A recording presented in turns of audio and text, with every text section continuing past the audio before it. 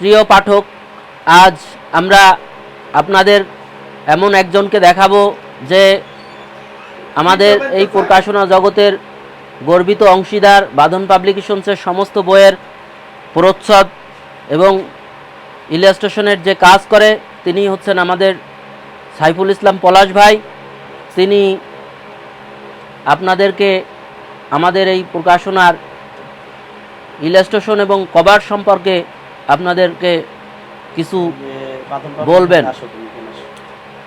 পলাশ ভাই, আপনি কেমন আছেন? আলহামদুলিল্লাহ, ক্যামেরাটা ভালো আছি। আপনি কেমন আছেন? আছি আলহামদুলিল্লাহ। আপনার সাথে ঈদ পরবর্তী ঈদ এবং পহেলা বৈশাখের পরে দেখা হয়ে আমরা অত্যন্ত আনন্দিত। আমিও আনন্দিত, খুব চমৎকার একটা সেশনে আমাকে ডাকার জন্য।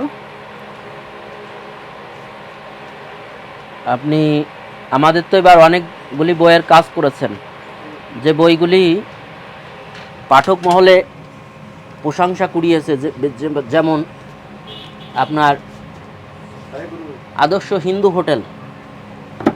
হিন্দু হোটেল এবং পথের পাঁচালী, এই বইগুলির ইলাস্ট্রেশনের কাজ, আমাদের এবারের যত কাজ আছে প্রায় 25-30টা বইয়ের ইলাস্ট্রেশনের কাজ করছেন। সেই কাজের অভিজ্ঞতা সম্পর্কে আপনি কিছু বলেন। আপনার আমাদের যে কাজগুলি করেছেন তার ভিতরে কোন বইয়ের কভার আপনার কাছে সবথেকে আনন্দদায়ক এবং আপনার কাছে ভালো লাগছে, আপনি সেই সম্পর্কে তুলে ধরেন।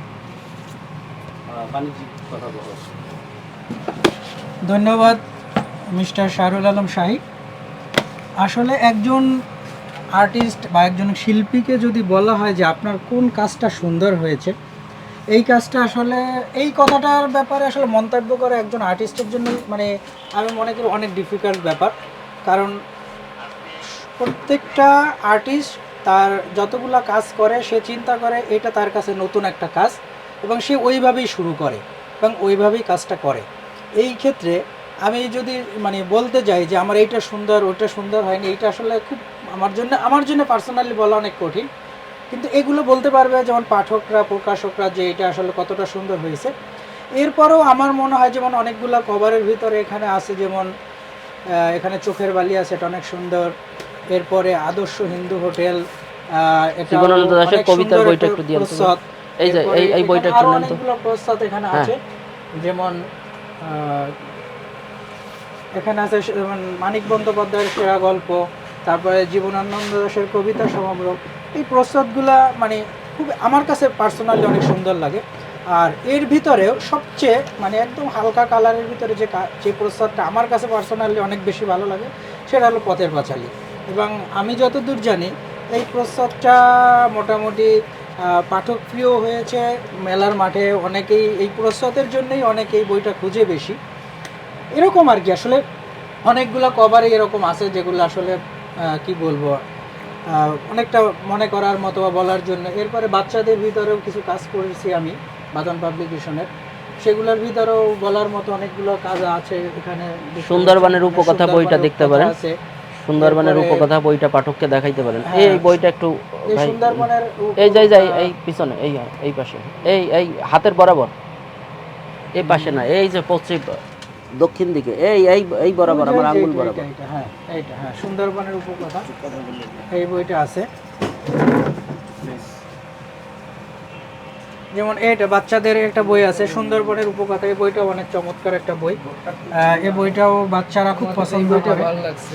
এবং আরেকজন ভাই যেমন বিদ্রোহী কৈবর্তক সত্যেন সেনের একটা প্রচ্ছদটা অনেক সুন্দর, এটাও ভালো লাগছে। তারপর আহমদ সফায় সাহেবের সেরা উপন্যাস, খুব চমৎকার কিছু প্রচ্ছদ এখানে, মানে বিশেষ করে বাঁধন পাবলিকেশনের অনেকগুলো প্রচ্ছদ আছে এবং খুব নামি দামি কিছু বই আছে এখানে যেগুলো আসলে খুবই মার্কেট। একটা বই আমি একটু কথা বলি, একটা বই আমাকে অত্যন্ত আনন্দ দিয়েছে, সেই বইটা হচ্ছে আদর্শ হিন্দু হোটেল বইটা বিক্রির সময় অনেক পাঠক বিভিন্ন জায়গা থেকে বই কিনে আনার পরেও যখন এই বইটির প্রচ্ছদ দেখে এবং এই বইটির মেকআপ গেটআপ দেখে তখন বলে আমি এই বইটা কিনে এনে আমি তো একটা করে ফেলছি, আমি এই বইটা আগে পাইলে তো আমি এই বইটা কিনতাম। এটাই আমার আসলে প্রকাশনার আনন্দ। এটা অবশ্যই একটা প্রকাশকের জন্য সেগুলি আপনার হাত ধরেই আসছে আমি মনে করি। সব থেকে আমার মেলার ভিতরে চিরায়ত গ্রন্থের ভিতরে যে বইগুলি সব থেকে বেশি বিক্রির তালিকায়, তার ভিতরে পথের পাঁচালী, আদর্শ হিন্দু হোটেল, এই বইগুলি। আর একটা বই না বললেই নয়, সেটা হচ্ছে আপনার ভৌতিক অলৌকিক গল্প এবার বেরিয়েছে।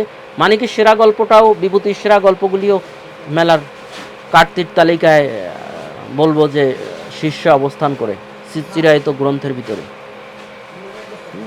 হ্যাঁ, এরকম অনেকগুলো বই আছে যেগুলো আসলে খুবই, আমারও ব্যক্তিগতভাবে, যে এই যে বইটার কথা একটু আগে মিস্টার সাহেব বলেছেন, যেটা এটা হলো যেমন ভৌতিক ও অলৌকিক গল্প।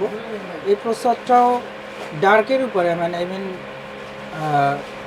আমার কাছে মনে হয় যেন ধূসরের ভিতরে কভারটা অনেক সুন্দর এবং আমার কাছে অনেক ভালো লেগেছে এবং পাঠক প্রিয় হয়েছে আমি যতদূর জানি আর কি।